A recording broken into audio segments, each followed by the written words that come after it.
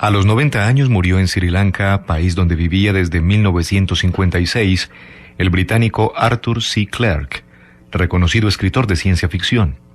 Sus textos, llenos de datos científicos, deslumbraron los ojos de una generación que vio hacerse realidad los viajes espaciales, pero fueron más allá para incursionar en otra dimensión aún más remota, la del universo humano, como sucede en su famosa 2001 Odisea del Espacio, que le valió compartir un premio Oscar al ser llevada al cine. Hoy, como homenaje a su memoria, en Literatura para Oír, este relato.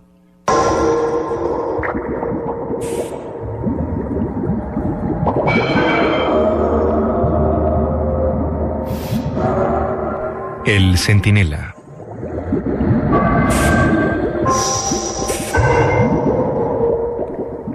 La próxima vez que vean ustedes la luna llena brillar alta en el sur, examinen atentamente el borde derecho y dejen resbalar la mirada a lo largo de la curva del disco. Allá donde serían las 2, si nuestro satélite fuera un reloj, observarán un minúsculo óvalo oscuro.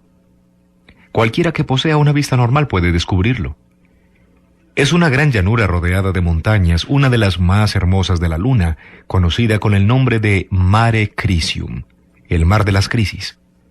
Casi 500 kilómetros de diámetro, rodeada por un anillo de magníficas montañas, no había sido explorada nunca hasta que nosotros penetramos en ella a finales del verano de 1996.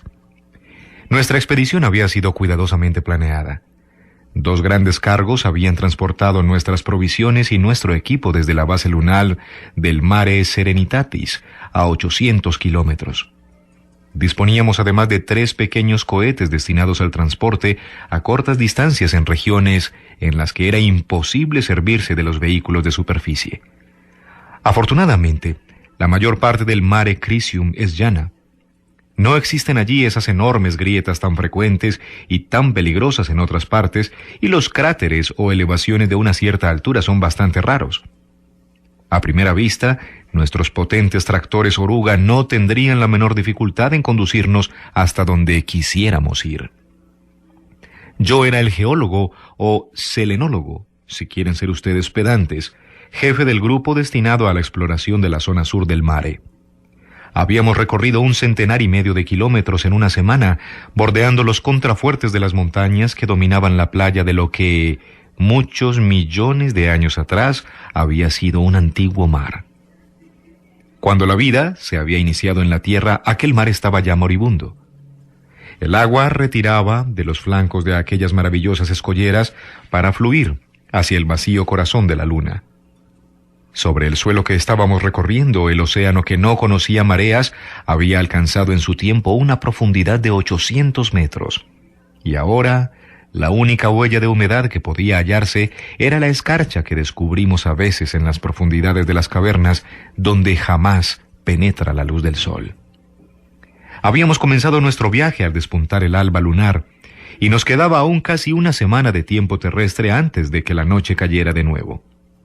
Descendíamos de nuestros vehículos 5 o 6 veces al día, vestidos con nuestros trajes espaciales, y nos dedicábamos a la búsqueda de minerales interesantes o plantábamos señales indicadoras para guiar a futuros viajeros. Era una rutina monótona y carente de excitación. Podíamos vivir confortablemente al menos durante un mes en el interior de nuestros tractores presurizados, y si nos ocurría algún percance siempre nos quedaba la radio para pedir ayuda, tras lo cual no teníamos otra cosa que hacer más que aguardar la llegada de la nave que acudiría a rescatarnos.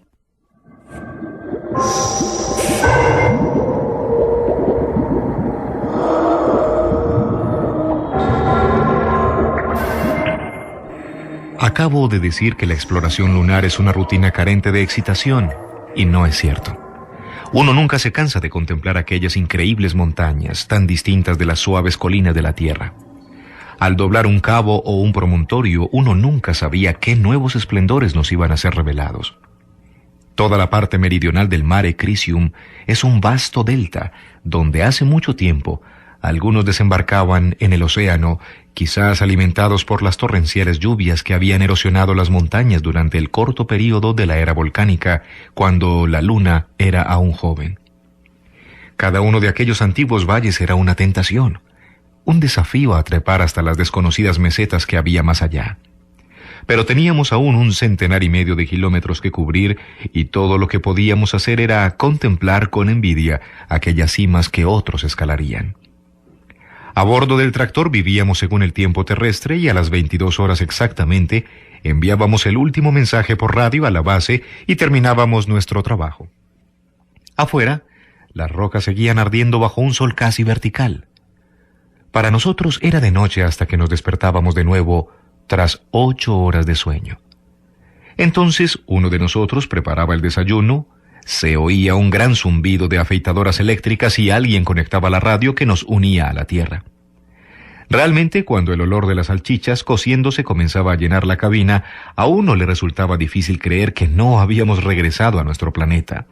Todo era tan normal, tan familiar, excepto la disminución de nuestro peso y la lentitud con que caían todos los objetos.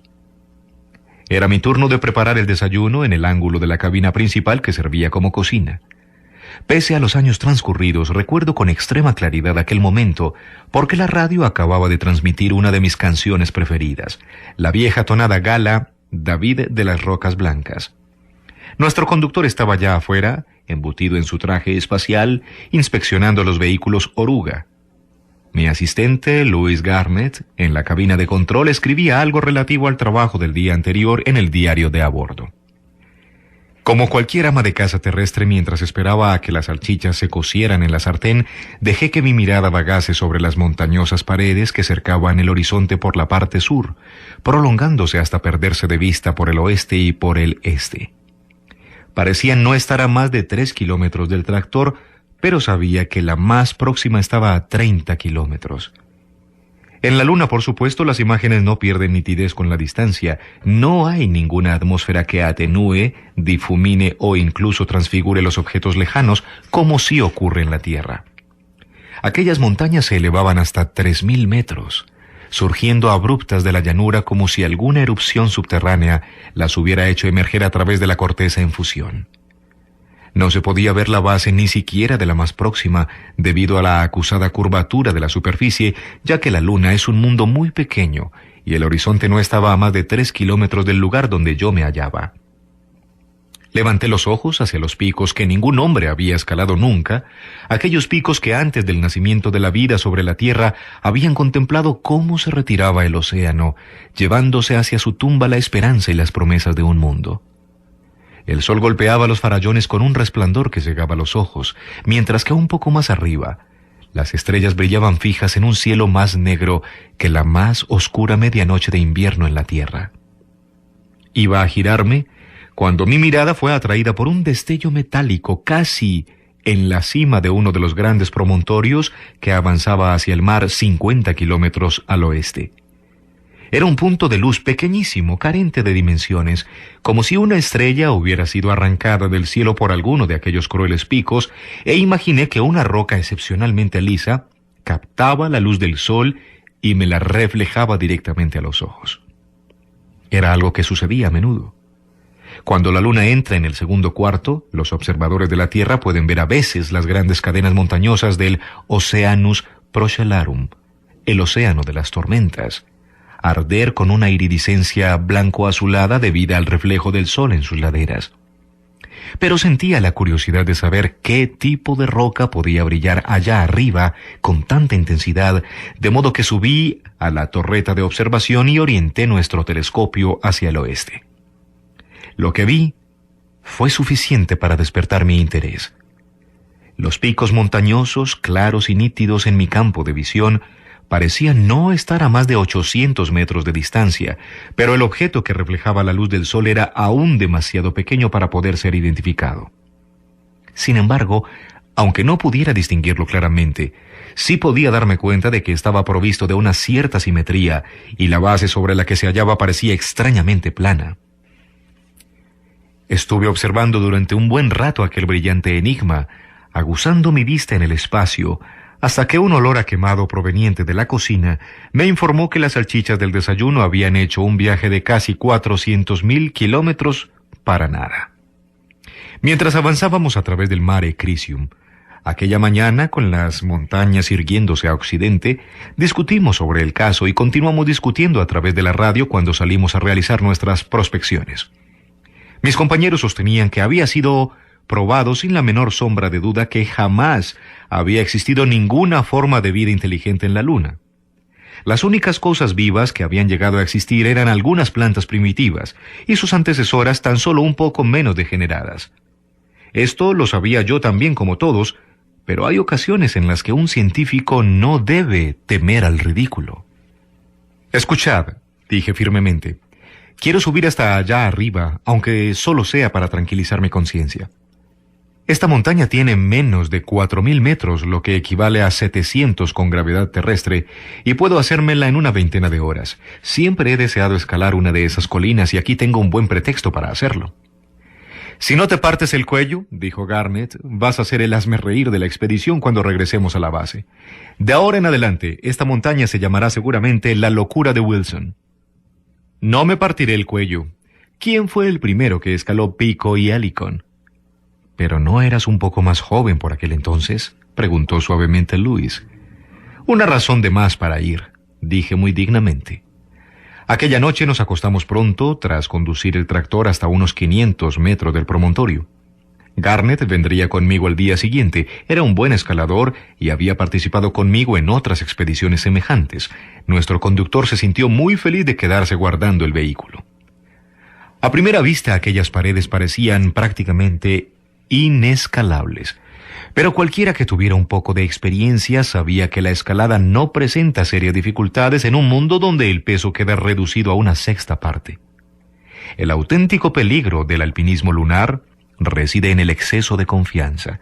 Una caída desde 100 metros en la Luna es tan mortal como una caída desde 15 metros en la Tierra. Hicimos nuestro primer alto en una cornisa a unos 1.500 metros de la llanura. La escalada no había sido difícil, pero el esfuerzo, al que no estaba acostumbrado, había embarado mis miembros y me sentía feliz de poder descansar un poco. Visto desde allí, el tractor parecía un minúsculo insecto metálico al pie de la pared. Por radio comunicamos nuestro avance al conductor antes de proseguir la escalada. Dentro de nuestros trajes la temperatura era agradablemente fresca, puesto que el sistema de refrigeración anulaba los efectos del ardiente sol y eliminaba al exterior los desechos de nuestra transpiración. Hablábamos raramente, salvo que debiéramos intercambiar instrucciones o discutir acerca del mejor camino a seguir. No sabía lo que estaría pensando Garnett, seguramente que era la empresa más absurda en la que se había embarcado. Yo no podía dejar de darle la razón, al menos en parte, pero el placer de la escalada, la seguridad de que nunca ningún hombre había llegado hasta allí antes y la exaltante visión del paisaje eran para mí una recompensa suficiente. No recuerdo haber experimentado ninguna excitación especial al hallarnos ante la pared rocosa que había examinado a través del telescopio el día antes, desde una distancia de 50 kilómetros. Se extendía hasta una veintena de metros por encima de nosotros y allá, en aquella explanada, se hallaba el objeto que me había atraído a través de toda aquella extensión desértica. Casi con toda seguridad no era más que un bloque de roca nacido en alguna época pasada a consecuencia del impacto de un meteorito, con los planos de estratificación pulidos y brillantes aún en la inmovilidad eterna e inmutable. La roca no tenía apoyos, de modo que tuvimos que usar un garfio. Mis cansados brazos parecieron recuperar una nueva fuerza cuando lancé el anda de 3 puntas haciéndola girar sobre mi cabeza. La primera vez falló su presa y luego cayó lentamente cuando tironeamos de ella para comprobar su solidez. Al tercer intento, las púas se sujetaron sólidamente y ni siquiera el peso combinado de nuestros 2 cuerpos consiguió moverla. Garnett me lanzó una ansiosa mirada. Hubiera podido decirle que deseaba subir yo primero, pero me limité a sonreír a través del cristal del casco y agité la cabeza. Luego, lentamente, sin prisas, inicié el último tramo de la ascensión. Aún enfundado en el traje espacial, pesaba tan solo 20 kilos, por lo que subía a pulso sin enroscar la cuerda entre mis piernas ni ayudarme con los pies contra la pared. Cuando alcancé el borde, me detuve un instante para saludar con la mano a mi compañero, luego di el último tirón, me hicé de pie sobre la plataforma y contemplé lo que había ante mí. Hasta aquel momento estaba casi convencido de que no iba a descubrir nada extraño o insólito allí. Casi, pero no completamente. Y era esa torturante duda la que me había empujado hasta allí. Bueno, la duda había sido disipada, pero la tortura apenas acababa de empezar. Me encontraba en una explanada de unos 30 metros de profundidad. En alguna ocasión había sido lisa, demasiado lisa para ser natural, pero los impactos de los meteoritos habían mordido y cribado su superficie a través de incontables eones. Y había sido nivelada para poder sostener una estructura translúcida, burdamente piramidal, de 2 veces la altura de un hombre, encajada en la roca como una gigantesca gema facetada. Probablemente no experimenté ninguna sensación durante los primeros segundos. Luego, inexplicablemente, sentí una extraña alegría. Porque yo amaba la luna, y ahora sabía que el musgo que trepaba en Aristarco y Eratóstenes no era la única forma de vida que había producido cuando era joven. Los antiguos y desacreditados sueños de los primeros exploradores eran ciertos. Después de todo había existido una civilización lunar, y yo había sido el primero en descubrirla. El hecho de haber llegado con 1.000.000 de años de retraso no me preocupaba, tenía bastante con haber llegado.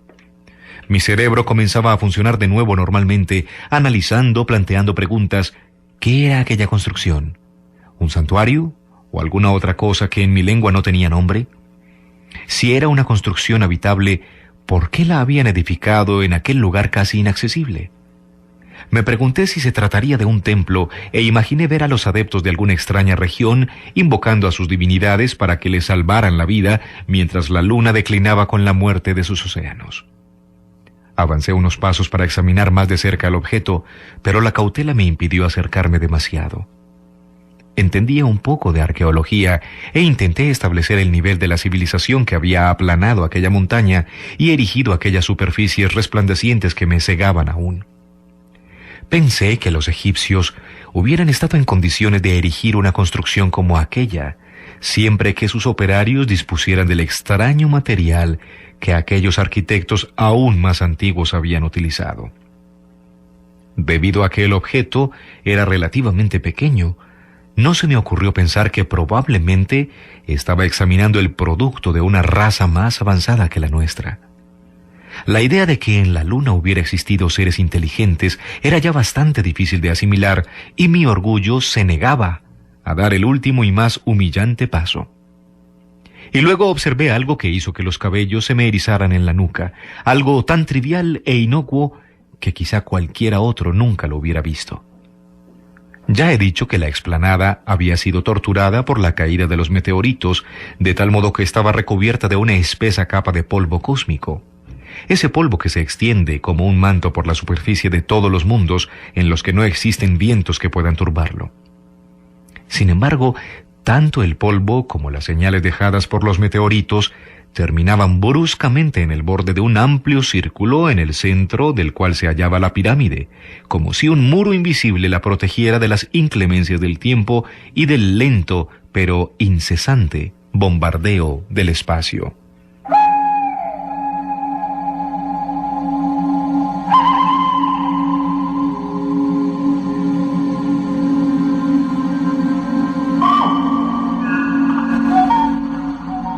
Sentí que alguien estaba gritando en mis auriculares y finalmente me di cuenta de que Garnet me estaba llamando desde hacía rato.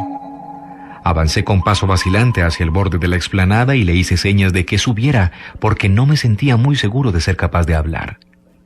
Luego me giré de nuevo hacia el círculo en el polvo. Me incliné y tomé un fragmento de roca y lo lancé sin excesiva fuerza hacia el brillante enigma. Si la piedra hubiera desaparecido al chocar contra aquella invisible barrera, no me hubiera sorprendido, pero se limitó a caer al suelo como si hubiera chocado contra una superficie curva. Ahora sabía que el objeto que tenía ante mí no podía ser comparado con ninguna obra de mis antepasados. No era una construcción, sino una máquina, que se protegía a sí misma a través de unas fuerzas que habían desafiado la eternidad. Aquellas fuerzas, cualesquiera que fuesen, seguían funcionando aún, y quizá yo me había acercado demasiado a ellas. Pensé en todas las radiaciones que el hombre había capturado y dominado en el transcurso del último siglo. Por lo que sabía, podía hallarme incluso condenado para siempre, como si hubiera penetrado en la atmósfera silenciosa y letal de una pila atómica no aislada. Recuerdo que me giré hacia Garnet, que se había reunido conmigo y permanecía inmóvil a mi lado. Me pareció tan absorto que no quise molestarle y me dirigí hacia el borde de la explanada, esforzándome en ordenar de nuevo mis pensamientos. Allí, delante de mí, se extendía el Mare Crisium, extraño y fascinante para casi toda la humanidad, pero conocido y tranquilizador para mí.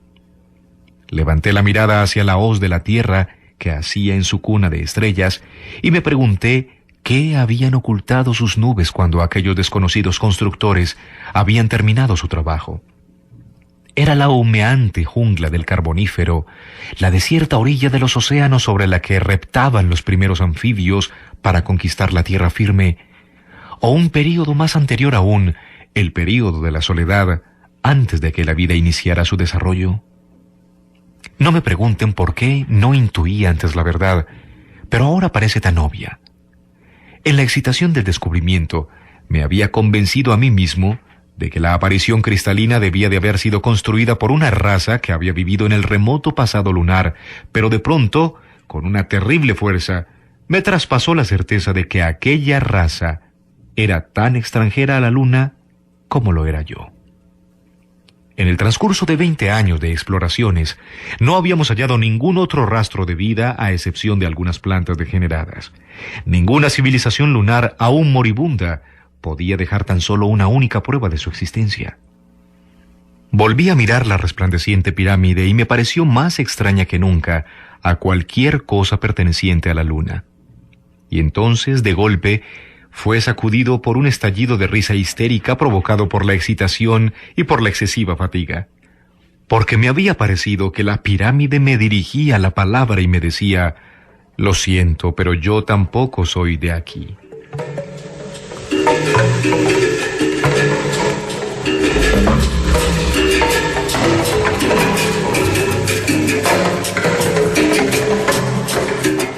Hemos necesitado 20 años para conseguir romper aquel invisible escudo y alcanzar la máquina encerrada en aquellas paredes de cristal. Lo que no hemos podido comprender lo hemos destruido finalmente con la salvaje potencia de la energía atómica y he podido ver los fragmentos de aquel hermoso y brillante objeto que descubriera allí en la cima de la montaña. No significaban absolutamente nada. Los mecanismos de la pirámide, suponiendo que lo sean, son fruto de una tecnología que se halla mucho más allá de nuestro horizonte, quizás una tecnología de fuerzas parafísicas. El misterio continúa atormentándonos cada vez más, ahora que hemos alcanzado otros planetas y sabemos que solo la Tierra ha sido cuna de vida inteligente en nuestro sistema. Una civilización antiquísima y desconocida, perteneciente a nuestro mundo, no podría haberla construido, ya que el espesor del polvo meteórico en la explanada nos ha permitido calcular su edad. Aquel polvo comenzó a posarse antes de que la vida hiciera su aparición en la Tierra. Cuando nuestro mundo alcanzó la mitad de su edad actual, algo que venía de las estrellas pasó a través del sistema solar, dejó aquella huella de su paso y prosiguió su camino. Hasta que nosotros la destruimos, aquella máquina cumplió su cometido, y empiezo a intuir cuál era.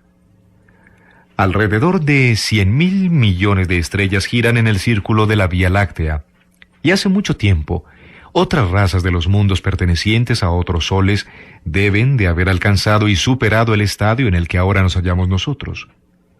Piensen en una tal civilización muy lejana en el tiempo, cuando la creación era aún tibia, dueña de un universo tan joven que la vida había surgido tan solo en una infinitésima parte de mundos. La soledad de aquel mundo es algo imposible de imaginar. La soledad de los dioses que miran a través del infinito y no hallan a nadie con quien compartir sus pensamientos. Deben de haber explorado las galaxias como nosotros exploramos los mundos. Por todos lados había mundos, pero estaban vacíos, o a lo sumo poblados de cosas que se arrastraban y eran incapaces de pensar. Así debía ser nuestra Tierra, con el humo de los volcanes ofuscando aún el cielo, cuando la primera nave de los pueblos del alba surgió de los abismos más allá de Plutón.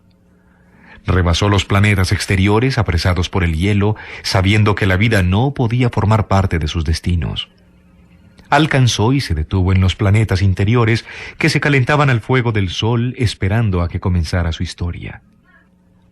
Aquellos exploradores deben de haber observado la Tierra, sobrevolando la estrecha franja entre los hielos y el fuego, llegando a la conclusión de que aquel debía ser el hijo predilecto del Sol.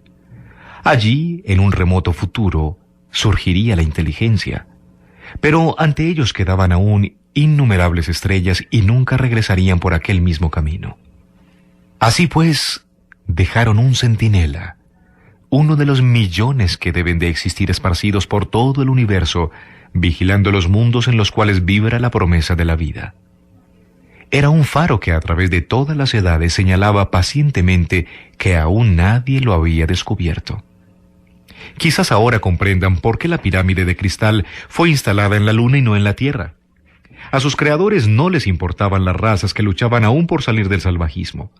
Nuestra civilización les podía interesar tan solo si dábamos pruebas de nuestra capacidad de supervivencia, lanzándonos al espacio y escapando así de la Tierra, nuestra cuna. Este es el desafío que antes o después se plantea a todas las razas inteligentes. Es un desafío doble, porque depende de la conquista de la energía atómica y de la decisiva elección entre la vida y la muerte. Una vez superado este punto crítico, era tan solo cuestión de tiempo que descubriéramos la pirámide y la forzásemos para ver lo que había dentro. Ahora ya no emite ninguna señal, y aquellos encargados de su escucha deben de haber vuelto su atención hacia la Tierra. Quizás acudan a ayudar a nuestra civilización aún en su infancia. Pero deben de ser viejos, muy viejos, y a menudo los viejos son morbosamente celosos de los jóvenes. Ahora ya no puedo mirar la Vía Láctea sin preguntarme de cuál de esas nebulosas estelares están acudiendo los emisarios. Si me permiten hacer una comparación bastante vulgar, hemos tirado del aparato de alarma y ahora no podemos hacer otra cosa más que esperar. No creo que tengamos que esperar por mucho tiempo.